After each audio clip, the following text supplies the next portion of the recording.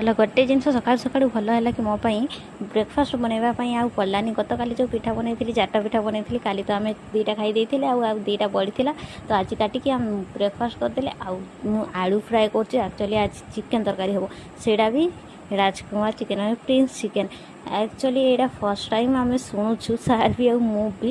ସେ ଚିକେନ୍ ଦୋକାନୀ ବାଲା କହିଲା କି ଏଇ ଚିକେନ୍ଟା ଭଲ ଲାଗିବ, ତ ସାର୍ କହିଲେ ହଉ ନେଇକି ଥରେ ଟ୍ରାଏ କରିବା, ଦେଖାଯାଉ କେମିତି। ଘରକୁ ଯିବାର ଅଛି ତ ସେଥିପାଇଁ ଟମାଟୋ ଥିଲା, ତ ମୁଁ ଭାବିଲି ଟମାଟୋ ସବୁ ଖଟା କରିଦେବି, କ'ଣ ପାଇଁ ନଷ୍ଟ ହେବ। ଟମାଟୋ ଆକ୍ଚୁଆଲି ଏବେ ଖଟା କଲେ ଏତେ ଭଲ ମାନେ ଖଟା ଲାଗୁନି ଯେ, ଫିର୍ ବି ଦେଖେ ମୁଁ ଖଟା କରିଦେଉଛି। ଟିକେ ଖଟା ଲାଗୁଥିଲା ଅବଶ୍ୟ, ଏତେ ସାରା ଥିଲା ନା ଟମାଟୋ, ସେଥିପାଇଁ ଟିକେ ଖଟା ଲାଗିଲା। ଚିକେନ୍ ତରକାରୀ ଦେଖନ୍ତୁ ମସ୍ତ ଦେଖାଯାଉଛି ନା, ଆକ୍ଚୁଆଲି ଖାଇଲା ବେଳେ ବି ଭଲ ଲାଗୁଥିଲା। ଚିକେନ୍ ତରକାରୀ ହେଇସାରିଲା ପରେ ଆମେ ଖାଇଥିଲେ ଭାତ, ଆଉ ତରକାରୀ ଲାଗୁଥିଲା ପୁରା ଦେଶୀ କୁକୁଡ଼ା ଯେମିତି ଲାଗେ, ପୁରା ସେମିତି ଲାଗୁଥିଲା, ଦେଶୀ ଚିକେନ୍ ଭଳିଆ ଲାଗୁଥିଲା ତରକାରୀ, ମସ୍ତ। ଆମେ କହିଲେ ନେକ୍ସଟ ଟାଇମ୍ ବି ଏଇ ଚିକେନ୍ ନେଇକି ଆସିବା ଆଉ ଖାଇବା ଦେଶୀ।